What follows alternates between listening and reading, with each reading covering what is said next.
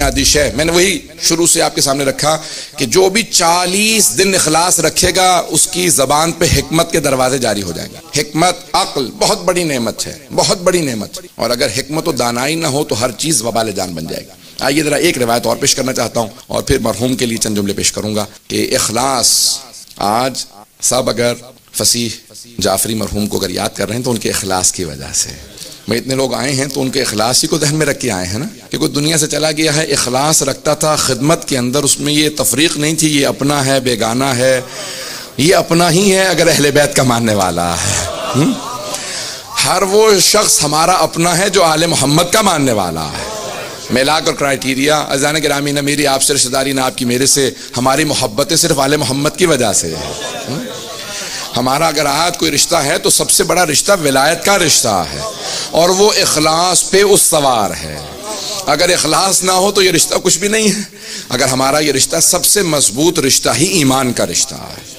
عزیزان گرامی، جناب امیر علیہ السلام ایسے ایسے لوگوں کو اپنا لیتے ہیں، کہا کہ مجھے شوق ہے میری تم سے عزیز رشتہ داری ہو۔ مراد قیس کے بیٹے سے کہا نا، اور پھر ان کی دونوں بیٹیوں کو اپنے دونوں بیٹوں سے بیاہا، امام حسن حسین سے جناب رباب کے والد سے کہا، کیوں؟ کہا کہ تمہارا ایمان اتنا مضبوط ہے کہ میں چاہتا یہ ہوں کہ تمہاری مجھ سے عزیز داری ہو۔ اگر جناب امیر افتخار محسوس کریں کسی سے عزیز داری میں تو سوچئے کتنا معیار بلند ہوگا۔ تب سمجھ میں آتا ہے جناب زینب و جناب ام کلثوم سے امید کیا تھی؟ اسی بات کی امید تھی جو انہوں نے کردار پیش کیا کہ اتنی قربانیاں دی، ہر بات پہ صبر کیا، اتنی قربانیوں کے بعد صبر کیا۔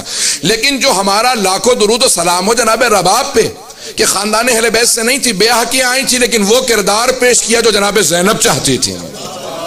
پتہ نہیں بات پہنچا پا رہا ہوں یا نہیں، کہ جناب زینب کبریٰ ان کو بار بار کہتے ہیں رباب تمہارا صبر پہ سلام ہے، کتنی قربانیاں ہوں گی اس بی بی کی، میں ہمارا لاکھوں درود و سلام، ہاں خانوادہ اہل بیت پہ ہماری جانیں قربان ہیں، لیکن ہماری جانیں ان پہ بھی قربان ہیں جو آل محمد پہ اپنی جان قربان کر رہے ہیں۔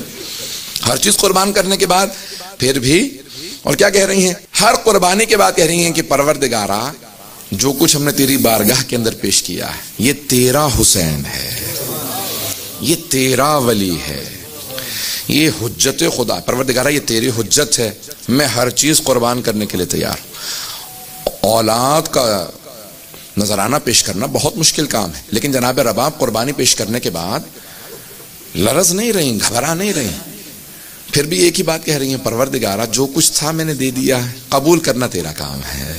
کیوں آج نام باقی ہے؟ ان ہستیوں کے کیوں نام باقی ہیں؟ اس لیے کہ ان کا اخلاص اتنا بلند تھا کہ خداوند متعال نے ان کی ان نیتوں کی وجہ سے آج تک آل محمد کے نام کے ساتھ ان کے نام کو باقی رکھا۔ اب چاہتے تو دنیاوی سودا کر سکتے تھے کہ بھئی ٹھیک ہے